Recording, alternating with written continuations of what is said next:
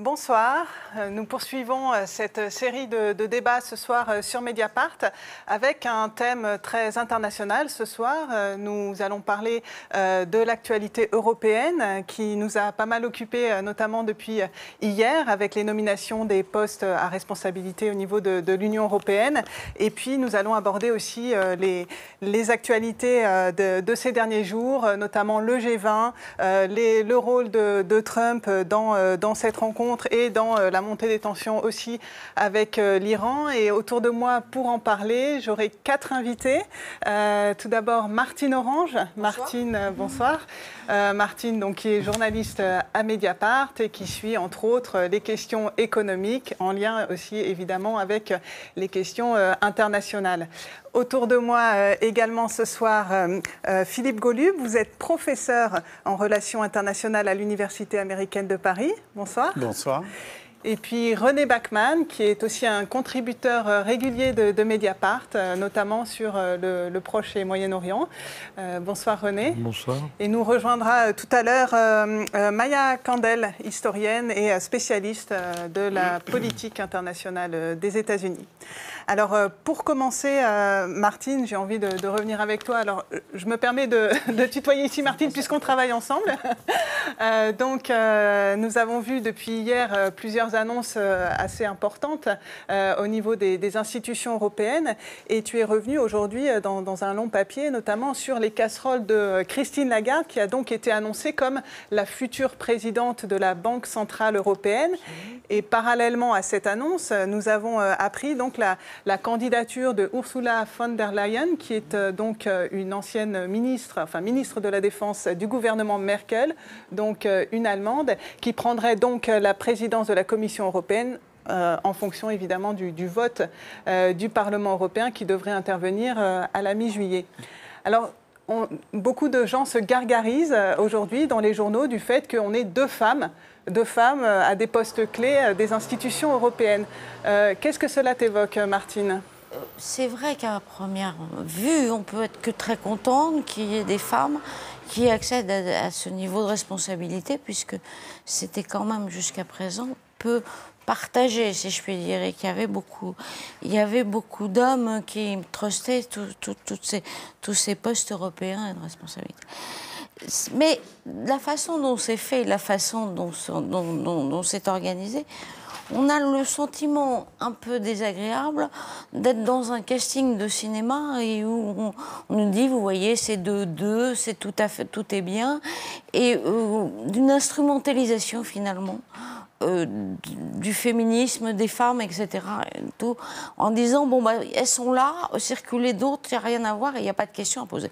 Sauf qu'il y a des questions à poser sur ces deux candidatures féminines, puisque la première, la ministre de la Défense allemande, et quand même, on vient de le découvrir parce qu'on ne suit pas forcément toute l'actualité politique allemande, est considérée comme une ministre très faible dans le gouvernement, et considérée aussi comme une ministre qui a, je ne dirais pas échoué, mais en tout cas qui n'a pas réussi dans son poste de ministre de la Défense, et notamment dans les rééquipements et la modernisation de l'armée allemande.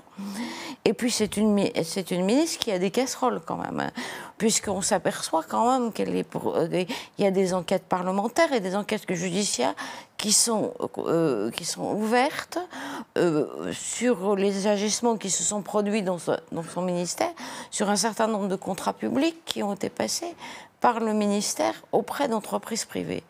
Ça fait quand même des ordres. Et c'est quand même un peu dommage qu'on ait choisi une femme qui, en faisant comme si toutes ces questions-là de moralité, d'éthique, d'argent public étaient accessoires et annexes.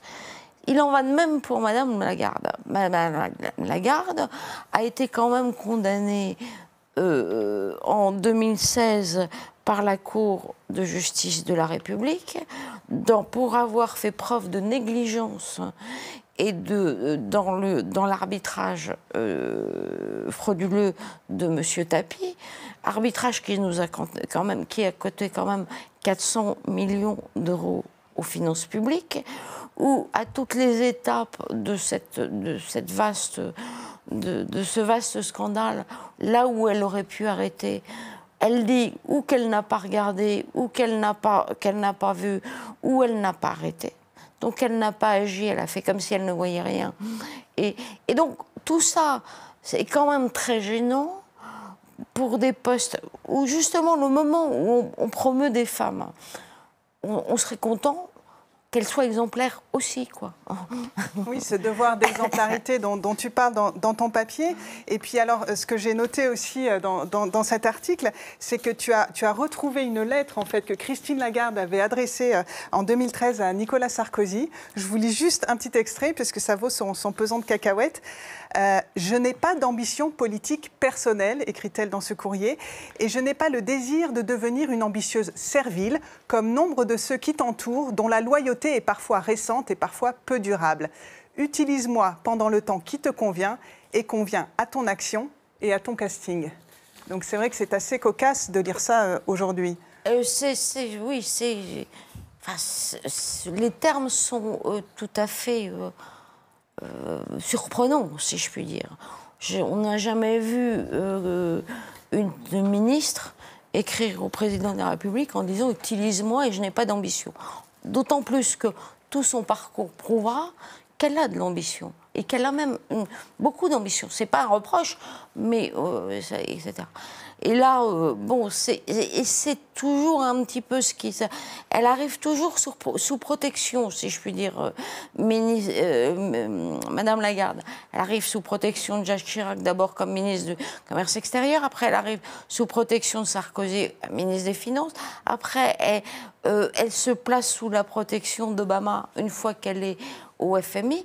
Et maintenant, on apprend qu'elle est sous protection de Merkel pour arriver à la BCE. Pourquoi pas? Je veux dire, après tout, on peut travailler en équipe, on peut s'entendre bien, et c'est plutôt une bonne nouvelle qu'elle s'entende bien avec Merkel. Sauf que ces protections font que derrière, il n'y a plus responsabilité ni d'autres demandes. Et notamment, on s'aperçoit que quand elle va atterrir à la BCE, elle n'est pas économiste, elle n'a jamais fréquenté le monde des banques centrales, elle n'a jamais fréquenté vraiment le monde financier. Tout ça à un moment où on sait que la politique monétaire telle qu'elle a été menée en Europe et aux États-Unis est à bout de souffle, qu'il va falloir trouver quelque chose, qu'une crise risque d'arriver, disons, dans les peut-être 6 ou 18 mois à venir. On ne peut pas être... je ne suis pas Madame Soleil. Et donc, on sait qu'à ce moment-là, les banques centrales qui ont été les éléments fondamentaux de sauvetage de la planète et de l'économie mondiale, on sait qu'elles sont aujourd'hui quasiment démunies. Et on met quelqu'un qui n'a pas de compétences, qui n'a jamais même montré même une appétence sur ces problèmes économiques. On a surtout eu l'impression aussi ces derniers jours qu'il y a eu des tractations un peu de marchands de tapis entre nommer un tel à tel poste, nommer une telle à tel poste. Je continue par ailleurs sur les nominations. Il y a eu donc Charles Michel, ancien ministre belge, donc libéral, qui est nommé à la présidence du Conseil européen. Et puis aujourd'hui, le Parlement a également désigné, a voté pour son président, qui est un social-démocrate italien, David Maria Sassoli. Et puis, on a aussi un représentant de l'Union pour les affaires étrangères et la politique de sécurité, donc le monsieur diplomatie européenne qui a été nommé, c'est Josep Borrell, socialiste espagnol. Donc, on a l'impression finalement qu'on n'a pas tellement parlé de politique ces derniers jours. Oui, c'est tout à fait ce qu'on a vu, c'est que l'Europe... Je veux dire, il y a une séquence qui a été quand même assez désastreuse, si on reprend. Entre vendredi à Osaka, sur G20, et aujourd'hui, on a vu des gesticulations, des apartés, des problèmes d'hommes, de casting. Je continue de casting, d'équilibre. Mais finalement, on n'a pas tellement parlé politique. Et au moment... Alors, à la limite, je comprends que ça soit compliqué parce qu'il y a des équilibres internes à l'Europe à respecter, que ce soit géographique, que ce soit politique. Tout ça demande un savant dosage. Mais quand même, au G20, pendant qu'ils faisaient leur petite cuisine, si je puis dire, ils ont laissé passer tout. Trump qui réhabilite sans coup férir Khashoggi, le MBS. Et alors que le rapport de l'ONU vient de dénoncer un crime d'État de la part dans l'affaire Khashoggi, ils laissent passer tout. Et la seule chose qu'ils sont prêts à nous annoncer, la seule politique qu'ils ont mis en œuvre ces derniers jours, c'est de nous annoncer un traité avec le Mercosur, négocié depuis 20 ans, dont on ne sait pas ce qu'il y a dans le plus grand secret, et ratifié bouclé, si je puis dire, dans la précipitation. Par une commission sortante. Par une commission sortante qui n'a plus de légitimité. Quel désastre, quoi. Au moment où, en plus, le monde a plus jamais... L'Europe aurait de plus en plus besoin de construire quelque chose en réponse à un Trump qui bouscule le monde entier, quoi. Philippe Golub, là-dessus, sur effectivement l'absence de vision politique de l'Union européenne et cette absence finalement de diplomatie dans les grands dossiers internationaux qui nous occupent ces derniers temps. Quelle est votre perception? Est-ce que l'Union européenne est en train de rétrécir à nouveau et de perdre de l'influence et du poids dans les négociations internationales?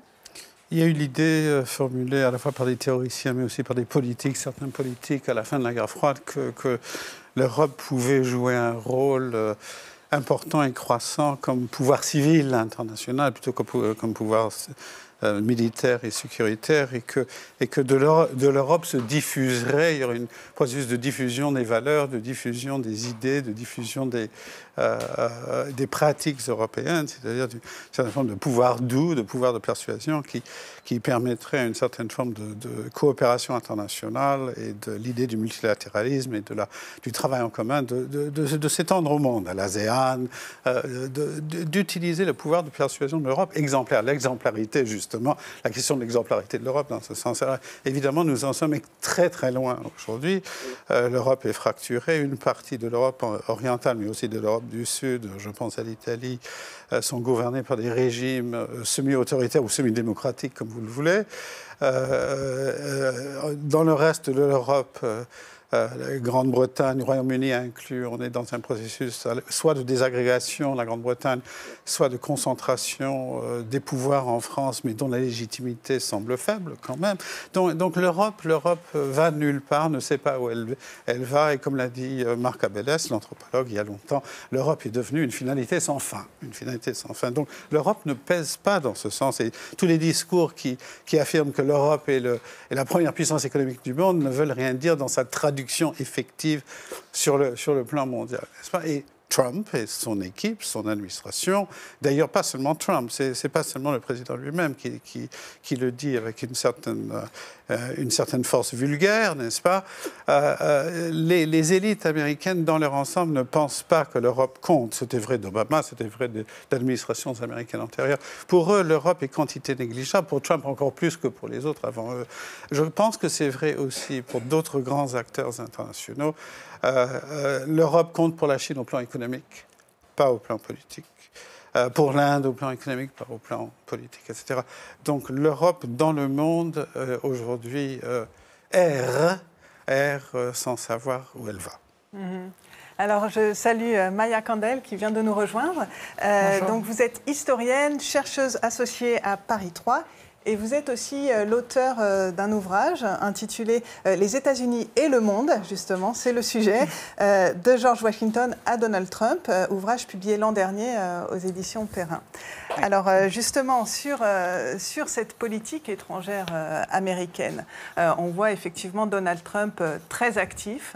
Est-ce que, alors justement, dans votre ouvrage, vous battez en brèche cette idée de l'isolationnisme américain, puisque Trump, au départ, avait un peu affiché ça, et puis finalement, on le voit apparaître dans tout un tas dossier, hein, avec ses méthodes et sa brutalité qu'on connaît bien. Et vous écrivez justement qu'au cours de l'histoire contemporaine, en fait, les États-Unis ont oscillé toujours entre une tentation de l'isolement et finalement une vocation messianique. Et comment vous voyez justement Donald Trump s'inscrire dans ce schéma que vous déployez dans votre livre? Alors, oui, c'est vrai qu'au début, on a beaucoup qualifié, pensé que Trump était isolationniste. Lui-même était ambivalent, en fait, pendant la campagne. D'ailleurs, il s'est revendiqué militariste. Il a eu des paroles très fermes sur l'éradication de Daesh ou d'autres interventions, mais il avait aussi cette volonté de mettre fin aux guerres inutiles, aux guerres sans fin, de se recentrer, tout son slogan « America First », donc vraiment se recentrer sur la prospérité des Américains. Et en fait, je dirais que chez Trump, alors, on va sans doute décortiquer un peu plus, hein, mais s'il y a une ligne directrice chez lui, d'abord, c'est il ferme cette période post-guerre froide et il y a une volonté vraiment non seulement d'effacer, de mettre fin à tout ce qui reste des institutions internationales, du multilatéralisme, d'un certain nombre d'alliances dans lesquelles les États-Unis sont engagés, donc toute chose héritée de la guerre froide. Il considère que la guerre froide est terminée, on est passé dans une autre époque. Mais au-delà, en fait, il rejette tout cet interventionnisme libéral qui caractérise la politique étrangère depuis la fin de la guerre froide, en fait.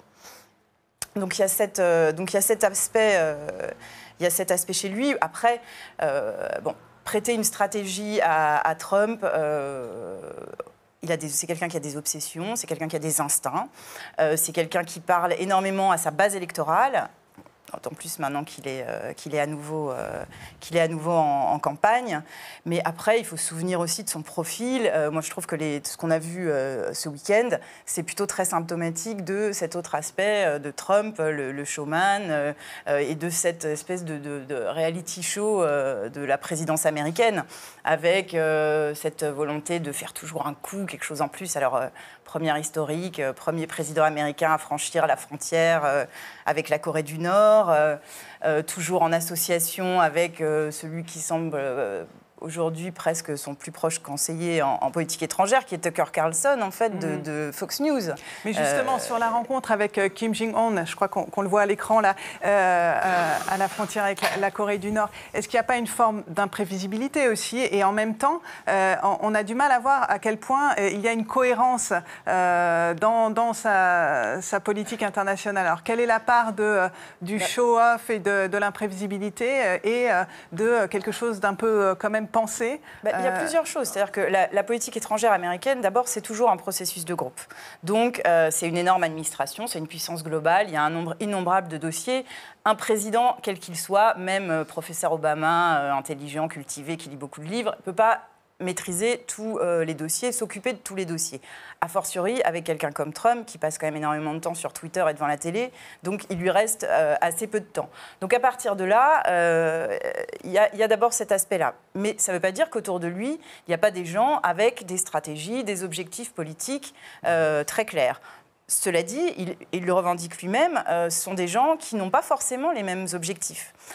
Donc on va avoir un Bolton dont on sait bien que c'est un va-t-en-guerre, qui veut un changement de régime en Iran depuis 20 ans, qui a des idées très très fermes, précises, arrêtées sur ce que doit être la politique étrangère américaine, sur la souveraineté qui doit être absolue. Lui, c'est vraiment quelqu'un qui est contre ce qu'on appelle maintenant, les partisans de Trump, en tout cas, et Trump lui-même appelle le globalisme. Et donc là, il rencontre un peu Trump. Ensuite, il y a des dossiers tout simplement, parce que je trouve que pour comprendre cette politique étrangère de Trump, de l'administration Trump, il faut vraiment voir le processus de décision. Donc, par exemple, il y a aussi des dossiers, par exemple l'Afrique, qui n'intéressent pas Trump, où il n'y a pas vraiment de personnalité très engagée dans l'administration. Donc là, on est sur quelque chose qui est finalement sous le radar de Trump, qui est une politique conduite par le Congrès, le Pentagone, un peu le département d'État, là maintenant qu'ils ont un responsable. Mais à l'inverse, on va avoir des dossiers comme... la Corée du Nord, c'est un exemple, parce que là, Trump, il a cette relation avec des lettres d'amour, et puis quelque chose de très médiatique, et en plus que le dirigeant nord-coréen veut aussi. Parce que, par exemple, Trump, il voudrait un sommet avec Rouhani, mais les Iraniens, ils ne veulent pas de sommet. Ils savent dans quel piège ils tomberaient. Tout à l'heure, oui. Donc voilà. Donc ça, alors ce dossier-là, on va avoir certes Pompeo qui a travaillé sur le dossier nord-coréen, le secrétaire d'État, qui a une équipe il y a un représentant spécial chargé du dossier. Ce sont des gens qui travaillent, qui sont en train de voir différentes étapes pour la dénucléarisation, etc. Mais après, on a Trump qui arrive, qui plante 3 caméras, qui serre la main et ça perturbe le dossier, ça éclipse le reste. Et puis l'autre dossier, donc c'est complètement aussi chaotique, c'est le Moyen-Orient. Parce que là, on a carrément le gendre, Jared Kushner, qui fait son deal du siècle que tout le monde attend depuis 2 ans et demi. Bon, il y a Pompeo qui tire dans un sens, le Pentagone qui a d'autres priorités, le Congrès qui a aussi quelques marottes, et Trump qui tweet. Donc là, c'est un chaos total. On ne peut pas dire qu'il y a une stratégie, en fait.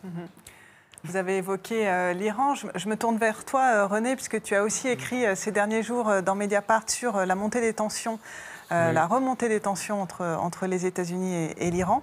Alors, est-ce que tu peux nous redire un petit peu où on en est là, avec d'un côté un accord sur le nucléaire qui ne tient plus, sur le nucléaire iranien, et puis l'Iran qui a repris un petit peu son enrichissement de l'uranium, et du coup, on se demande un petit peu où ça va là. Ça va aller jusqu'à dimanche. Dimanche sera un jour clé, mais on verra un peu plus tard pourquoi. Le problème est le suivant. Le problème, c'est que depuis la sortie des Américains de l'accord nucléaire iranien, on est dans une situation de tension incroyable, même si c'était moins visible que maintenant, parce que la sortie de cet accord signifie la fin de l'abolition des sanctions, c'est-à-dire le rétablissement des sanctions américaines. Et or, le problème, c'est que les sanctions américaines ne sont pas seulement des sanctions des États-Unis contre l'Iran, ce sont des sanctions du reste du monde contre l'Iran. Parce que les États-Unis, notamment grâce au système de la valeur extraterritoriale de leurs lois, empêchent toute une série d'autres pays, notamment ceux qui sont signataires de l'accord avec eux, de faire du commerce avec l'Iran. Autrement dit, le fait qu'ils décident de ne plus faire de commerce avec l'Iran, d'empêcher l'Iran de récupérer les fonds qui étaient à l'étranger, d'empêcher l'Iran de vendre son pétrole et de vendre tout un tas d'autres choses, s'applique aussi aux autres pays. Ça provoque un certain nombre de réactions par-ci et par-là. En France, par exemple, la semaine passée, a été rendu au Premier ministre un rapport dans lequel un député, qui est d'ailleurs un député macroniste, explique que la France aurait dû, depuis longtemps, s'occuper de façon beaucoup plus précise et efficace de prendre des mesures contre l'extraterritorialité des lois américaines. Parce que lorsque les sanctions ont été rétablies, la France a été l'un des pays les plus touchés. Pourquoi ? Parce que Renault, parce que Citroën, parce que Peugeot surtout, parce que Airbus, parce que Total avait des investissements et des projets énormes en Iran, sans parler d'une quantité d'autres entreprises. Et toutes ces sociétés, sans avoir la moindre consigne du gouvernement français, ont décidé purement et simplement de tout arrêter pour ne pas tomber précisément sous le coup de ces sanctions. Ça veut dire que Macron, en négociant avec Trump, en discutant avec Trump et en ne laissant pas de le convaincre que sortir du traité était une chose inacceptable, d'autant plus que le traité avait des garanties très très sérieuses, a fait à mon avis une faute politique considérable. Ça nous amène à la situation d'aujourd'hui. La situation d'aujourd'hui est la suivante. Les Iraniens disent « Nous avons signé ce traité parce que il nous permettait de récupérer un statut international, parce qu'il nous permettait de récupérer l'argent dont nous avons besoin, qui nous appartient, parce qu'il nous permettait de rentrer dans le circuit international du commerce et des échanges. Tout ça est impossible pour nous. Donc, nous nous plaçons dans la situation de placer les États-Unis devant leurs responsabilités. Il y avait un accord, ils en sont sortis, c'est eux qui l'ont rompu. Maintenant, quelle garantie avons-nous ? Nous n'en avons plus. Nous n'avons plus aucune garantie. Mais justement, dans ton article qui était titré de manière un peu provocatrice, tension Iran-États-Unis, à quoi sert Macron ? Justement, pourquoi Macron a été si mauvais dans le dossier du nucléaire iranien ? Je crois qu'il y a plusieurs raisons. D'abord parce qu'il n'est en général pas très très bon, en général. Deuxièmement parce que, non, il y a d'autres raisons plus précises. Une de ces raisons, c'est le fait qu'il ne voulait pas s'opposer à Trump pour quantité d'autres raisons, notamment pour une espèce de proximité idéologique, parce qu'une espèce de respect par rapport à ce que l'Amérique a été, pas Trump particulièrement, mais l'Amérique. Et une autre raison, c'est que Macron tient beaucoup à continuer à être le gendarme de l'Afrique et veut être important en Afrique. Il veut exister en Afrique. Parce que c'est la tradition française, parce que Hollande s'était mise dans cette position-là en intervenant contre les rebelles au Mali. Et Trump veut continuer dans cette matière. Et pour faire ça, il a impérativement besoin de l'aide militaire, logistique et de renseignement américaine. C'est une première raison. On ne peut pas se mettre avec Trump à cause de ça. La deuxième raison, c'est parce que je crois qu'il a les mêmes amis que Trump, disons, je dirais, au Proche-Orient. L'Arabie Saoudite de MBS, les Émirats de MBZ et Israël sont les amis de Trump et sont ensemble les amis, sont les alliés, sinon les amis. Et il ne voulait pas se mettre en opposition avec Trump. Et deuxièmement, ce qui a rendu tout très compliqué, c'est que c'était difficile à Macron de défendre un accord qui avait été signé par Obama. Parce que le principal problème de cet accord, aux yeux de Trump, c'est que c'est Obama qui l'a signé. Il le détestait à cause de ça. Donc tout pouvait être par terre très facilement. C'est pour ça qu'il en est sorti aussi facilement. Et Macron n'avait aucun poids pour résister à ça.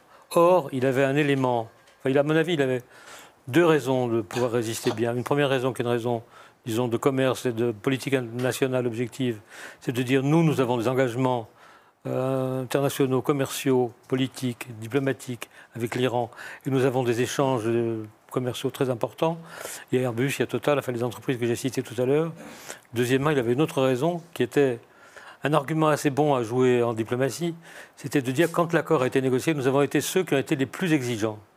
Il y a même eu un moment dans la négociation, j'en ai le souvenir encore, où le gouvernement français, à l'époque c'était Fabius qui était ministre des Affaires étrangères, et le chef de la délégation à Vienne était Jacques Audibert, ils ont interrompu la négociation parce qu'ils trouvaient que les propos qui étaient tenus dans l'un des documents présentés par les Américains étaient trop modérés. L'une des formulations de l'accord était trop modérée. L'accord a été arrêté, on a rediscuté, on a remis tout sur le métier. Et on est reparti quelques temps après, je crois que c'est 3 ou 4 semaines plus tard, avec un nouvel accord. Il pouvait donc dire à Trump, vous pouvez nous soupçonner de tout, sauf d'être complice des Iraniens, puisque c'est nous qui l'avons durci. Il ne s'est même pas servi de cet argument-là. Il est allé au secours de Trump lorsque Trump a dit l'accord est trop faible, il faut arrêter.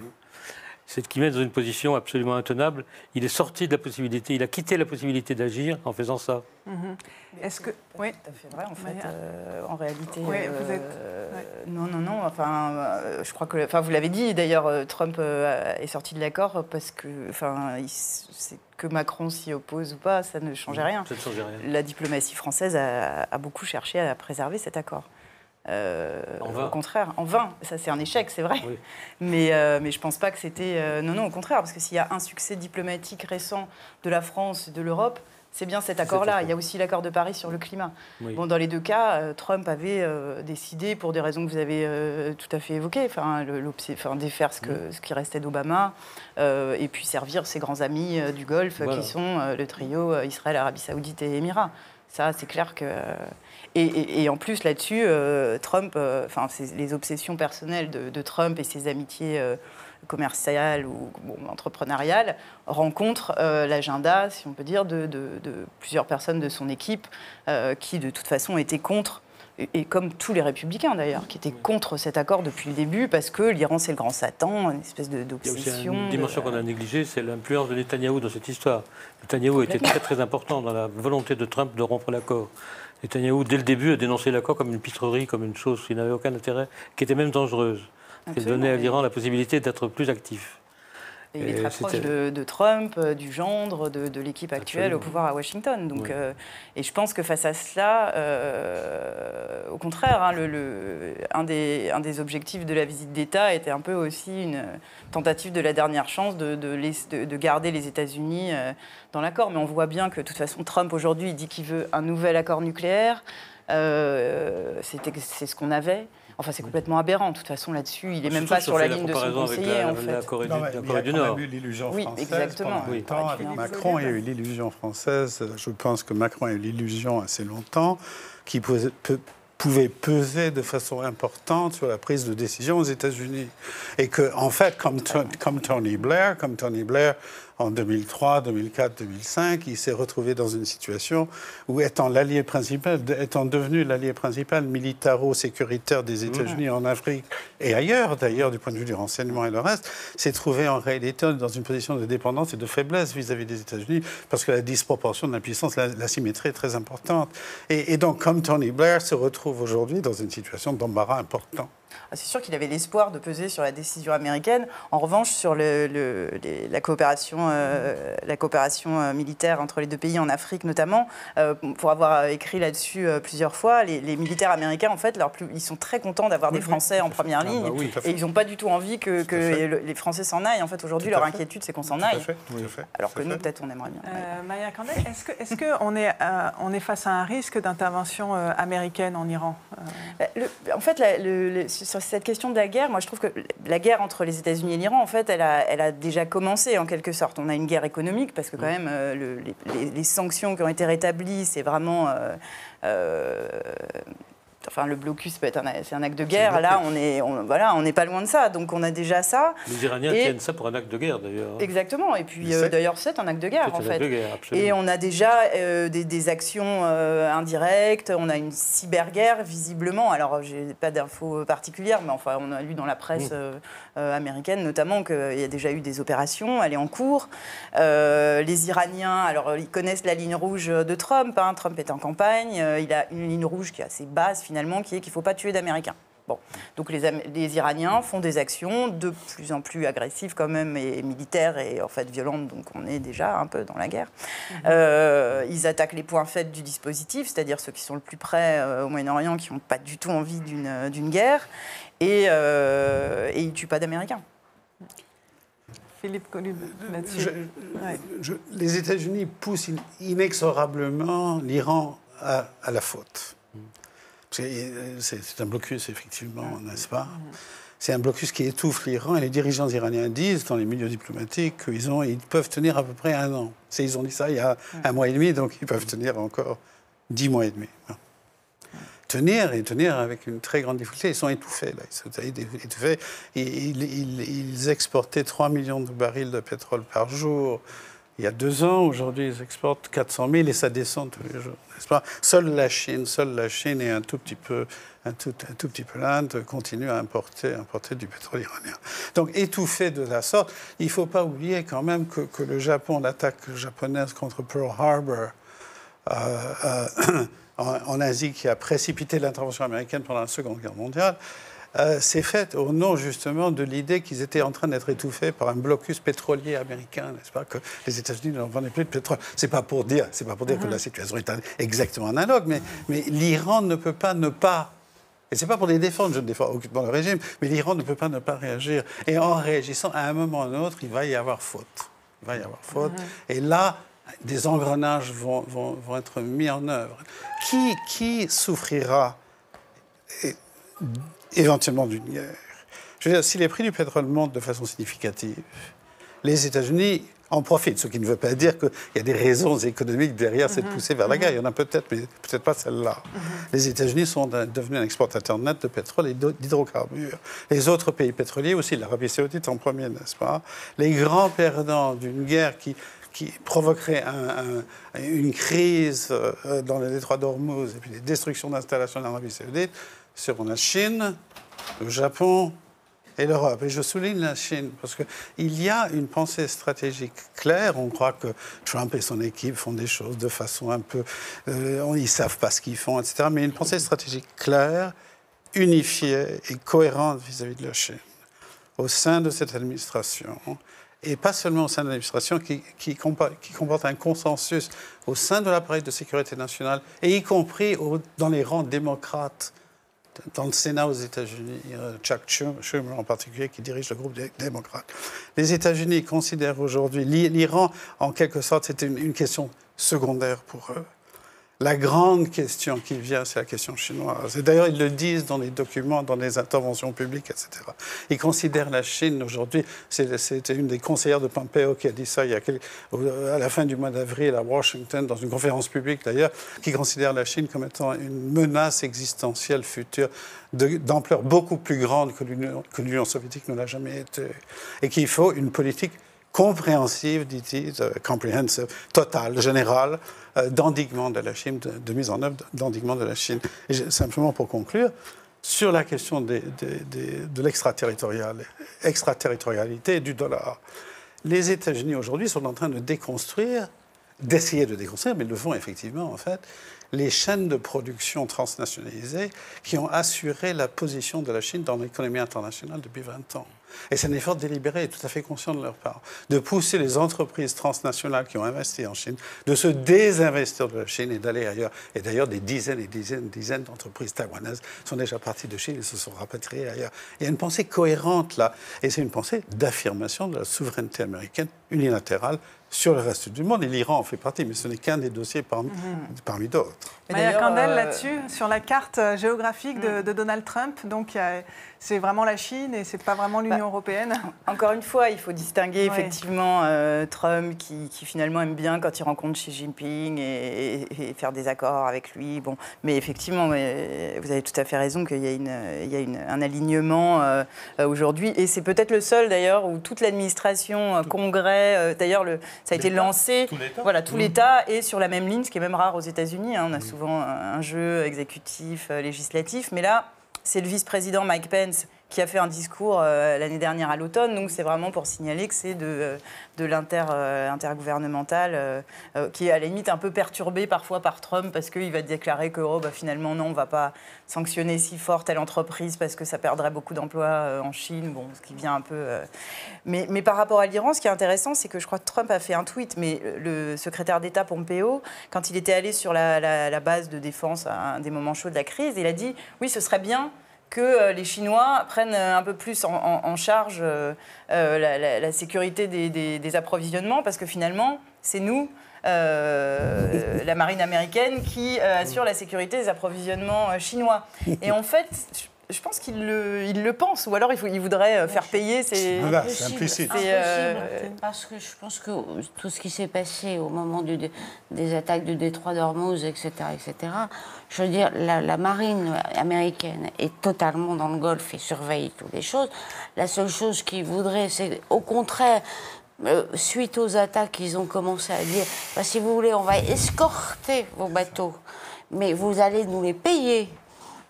Comme ça et tout. Comme ça, on sera le gendarme, mais vous nous payerez quand même, parce que, comme une société privée, parce que comme de sécurité, parce que quand même, ça commence à nous coûter cher. Mais ils ont envie d'avoir la surveillance totale du détroit d'Ormuz, qui est capital. Il y a 45%, il y a 30% du pétrole mondial qui passe par là. Jamais ils laisseront filer ça. Je pense qu'en fait, c'est là où on est au cœur du dilemme trumpien un peu, parce que comme Obama qui disait, c'est une des continuités d'Obama à Trump, le côté, le vrai défi c'est la Chine, le siècle c'est un siècle asiatique, pacifique, donc il faut se désengager du Moyen-Orient pour se tourner vers l'Asie-Pacifique. Et je pense que au fond, Trump serait sur cette ligne-là, sauf qu'il faut piloter à distance par ses alliés, Israël, Arabie Saoudite, Émirats, etc. Mais en revanche, toutes les influences, alors on peut dire c'est des... Pompeo, c'était... il est proche de la ligne néoconservatrice, les interventionnistes durs, c'est en fait des gens qui veulent garder la suprématie mondiale américaine. Et si on veut rester la première puissance mondiale, on ne peut pas quitter le Moyen-Orient. Donc effectivement, en fait là, c'est la contradiction au cœur. Après, je pense que les électeurs de Trump, quelqu'un comme Tucker Carlson de Fox News, cette sensibilité-là, qui est importante dans la base de Trump, qu'il faut qu'il nourrisse un peu, et il la nourrit dans ses tweets, il lui parle en fait, c'est à sa base qu'il parle en fait dans ses tweets surtout. Eux, ils seraient... en fait, ça ne les choquerait pas. Les États-Unis sont devenus le premier producteur mondial de pétrole et de gaz. Ils peuvent... ils ne voient pas les complexités du marché mondial du pétrole. Israël compte beaucoup pour ça. Oui, pour les évangéliques et cette partie-là de la base, effectivement. Mais enfin, si les Chinois ne veulent pas anéantir Israël, et dans ces cas-là, je pense que ça leur le poids des leur irait. évangélistes et d'une grande partie de l'électorat de Trump compte beaucoup dans les choix qu'ils ont faits récemment. Le choix de reconnaître Jérusalem comme capitale, etc. Le choix de lancer de faire semblant de lancer cet accord international autour d'Israël, entre Israël et les Palestiniens, qui est un accord purement et simplement bidon. La première partie qui vient de se discuter à Bahreïn, on a bien vu que c'était un truc qui ne tenait pas debout. Il n'y avait rien qui pouvait être profitable, ni pour les Palestiniens, ni peut-être pour les Israéliens, mais en tout cas certainement pas pour les Palestiniens, qui ne pouvait pas déboucher sur un accord.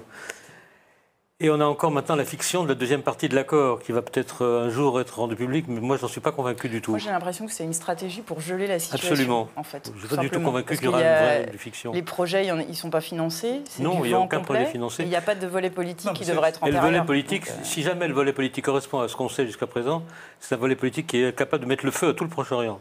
Il signifiera la mort de la Palestine. Non, mais les États-Unis, dans cette affaire, Jared Kushner, il ne l'a pas dit comme ça, mais des gens autour de Kushner l'ont dit. D'ailleurs, l'ambassadeur d'Israël aux États-Unis l'a dit dans un article dans le New York Times récemment. Il l'a dit ouvertement, the Palestinians should surrender. Il y a une demande, should surrender, une demande de reddition inconditionnelle, des Palestiniens, comme il y a une demande de reddition inconditionnelle des Iraniens dans l'affaire iranienne. Il y a l'idée quand même qu'on peut imposer une volonté comme ça, simplement par des démonstrations de puissance et l'asymétrie des rapports de force, n'est-ce pas? Mais là, aux Palestiniens, ils demandent une reddition. Face à ce rapport de force, effectivement, cette volonté de puissance, cette expression de la toute-puissance américaine, on n'entend pas l'Union européenne, on n'entend aucun dirigeant européen. Il me semble qu'il y a seulement Donald Tusk récemment qui s'est exprimé, donc, qui est le président du Conseil européen sortant. Mais sinon, on n'entend aucune voix. Federica Mogherini, qui était justement la chef de la diplomatie européenne dans le mandat qui s'achève, elle ne s'est pas non plus exprimée à l'encontre de Donald Trump.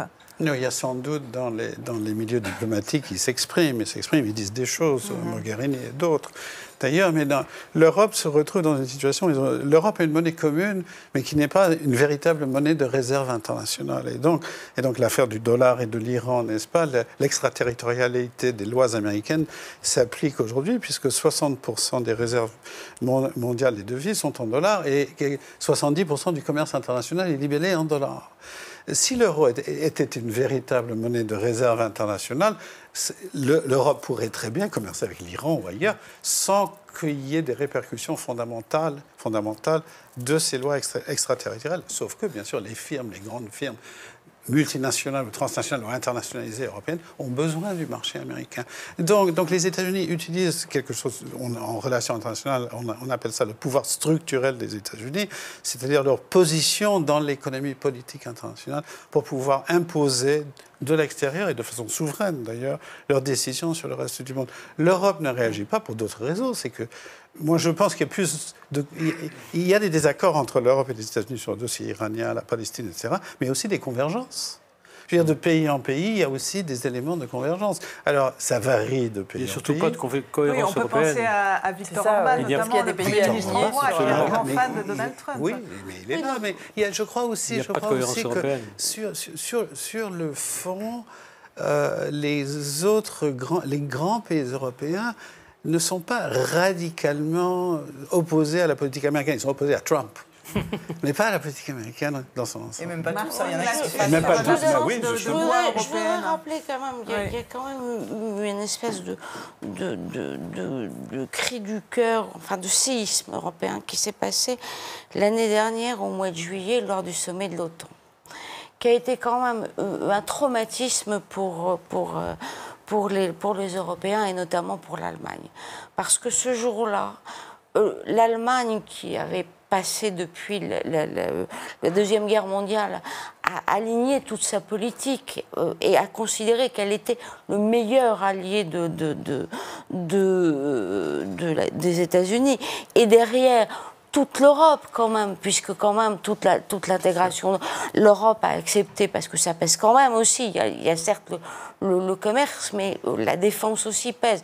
L'Europe qui avait accepté de confier l'ensemble de sa défense aux États-Unis, aux Américains.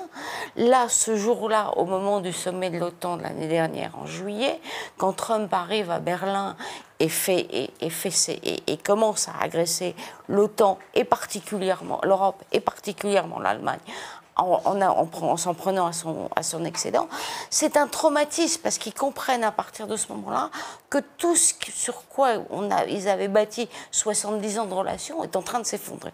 Et tout le monde est perdu parce que tout le monde en disant mais c'est nos alliés, mais c'est pas nos alliés, mais c'est des choses comme ça.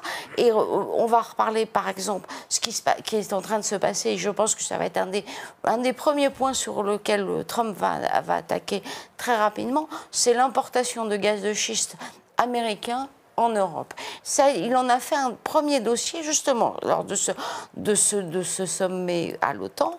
Par la suite, en reprochant à l'Allemagne d'aller s'approvisionner en Russie, par la suite, il y a eu tout un violent conflit entre l'Allemagne et les États-Unis, dont on a un peu entendu parler en France, qui est autour du gazoduc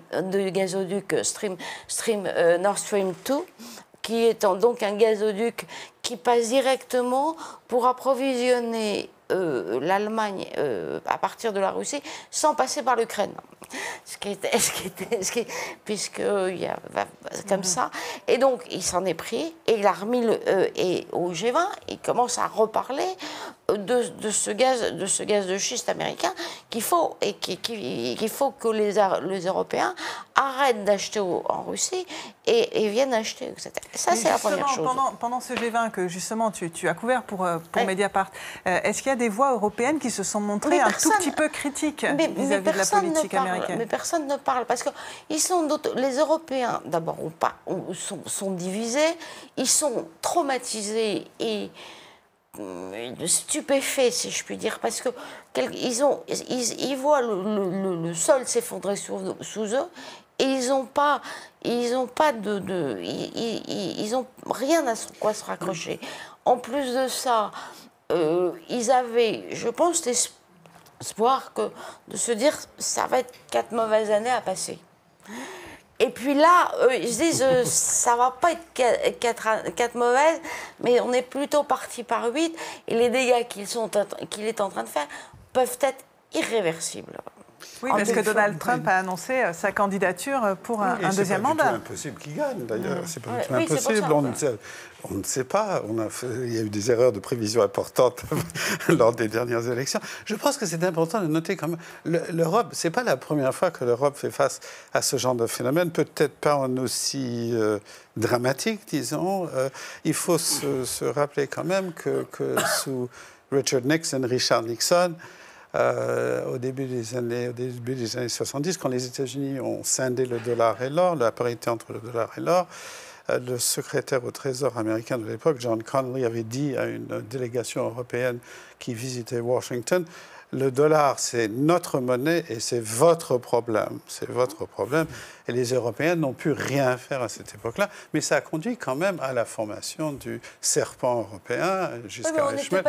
On n'était pas du tout dans le même rapport de force d'amour monétaire. On n'était pas du tout dans la même circulation des capitaux. On n'était pas du tout dans la même interpénétration des économies. Oui, mais ce que je veux dire par là, c'est que l'affirmation de ce pouvoir structurel américain vis-à-vis de l'Europe n'est pas une chose nouvelle. Et on ne peut pas accuser Donald Trump d'un manque de consistance.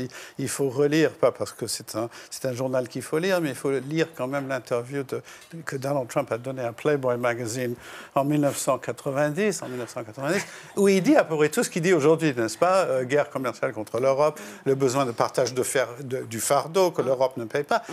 La justification donnée par l'administration Nixon de ces mesures unilatérales monétaires et de sa politique agressive, d'ailleurs, et unilatérale économique vis-à-vis de l'Europe, était que l'Europe ne faisait pas, et le Japon aussi d'ailleurs, pour partager le fardeau militaire et sécuritaire. Donc on est quand même dans des continuités de pensée d'une certaine élite américaine par rapport à cela. Bien sûr, la situation a par ailleurs changé. Avec aujourd'hui une Europe beaucoup plus affaiblie aussi, et puis il y a eu le Brexit aussi entre-temps, et avec un Trump qui joue évidemment en faveur du Brexit. Mais j'allais juste ajouter sur le gaz, parce que c'est vrai que le Congrès américain aussi est très en pointe là-dessus, parce qu'en gros, c'est avec leur tropisme anti-russe. Mais en fait, je pense que là, c'est un sujet, pour le coup, où ça peut être une chance aussi pour nous, pour les Européens, parce que c'est pas comme le pétrole, c'est pas un prix unique. On a à côté le géant russe qui a des quantités à exporter, les Américains qui veulent nous en vendre pour des questions plus plus stratégique pour pas qu'on soit trop dépendant du gaz russe et que ça crée des dépendances politiques, etc. Donc en fait, au milieu, il y a peut-être moyen, finalement, les Américains, ils ont connu une baisse absolument hallucinante de leur facture de gaz.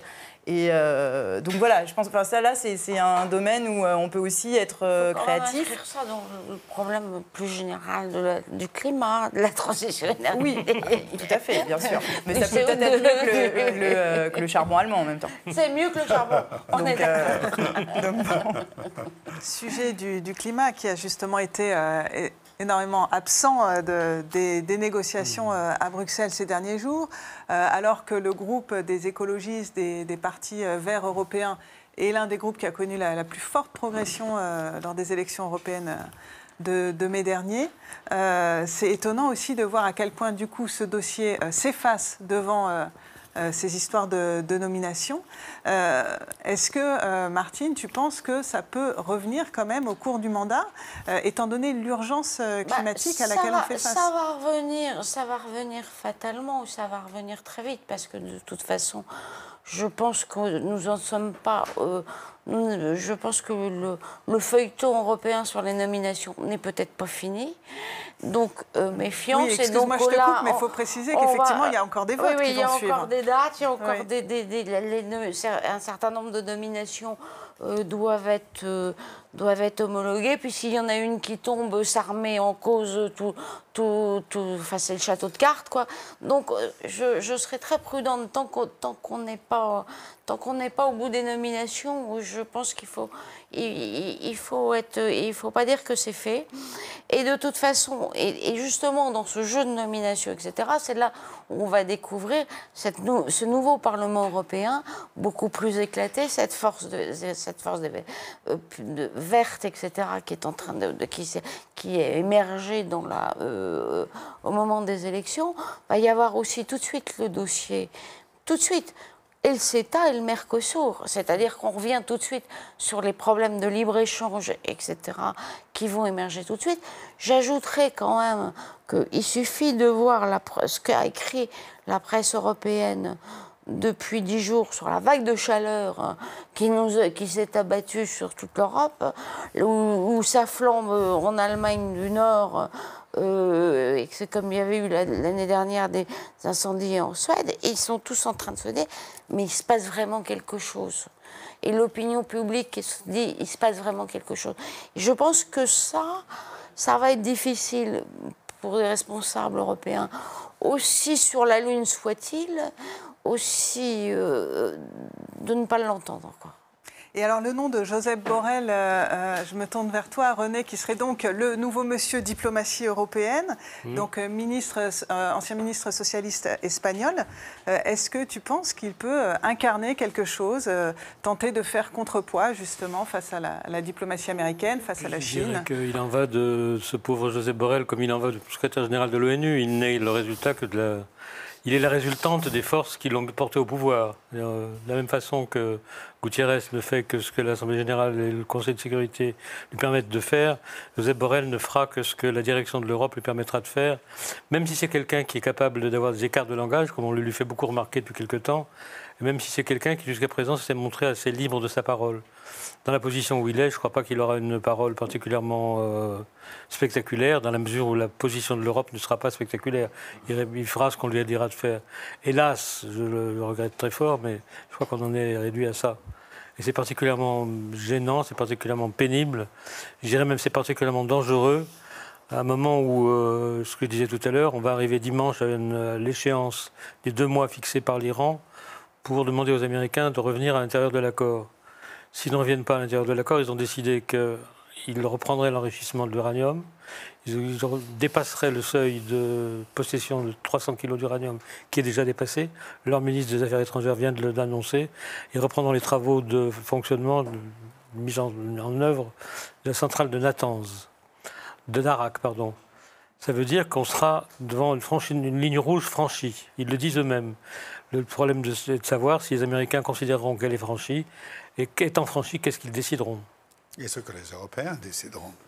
Oui, mais aussi les Européens ont déjà pris leur position là-dessus. Les Européens avaient dit aux Iraniens, vous devez être sages, vous ne devez pas jouer avec le feu, restez dans le cadre de l'accord. S'ils sortent de l'accord, ils se mettront en désaccord avec les Européens. Surtout ce que décideront les Russes et les Chinois. Ça me paraît plus... Les Chinois, comme les Russes d'ailleurs, ont demandé également aux Iraniens de se montrer raisonnables et de ne pas sortir de l'accord pour ne pas changer le déséquilibre. Jusqu'à présent, le déséquilibre est en leur faveur, en défaveur des États-Unis. S'ils sortent de l'accord, ils sont tous les deux en dehors de l'accord, les Américains comme les Iraniens. Ce qui rendra la chose plus facile pour les Américains. Eh bien, sur ces paroles, nous allons donner le plateau aux intervenants suivants pour une soirée consacrée à la défense de la pluralité de la presse. Et je remercie nos 4 intervenants pour vos éclairages précieux pour nos lecteurs. À bientôt sur Mediapart.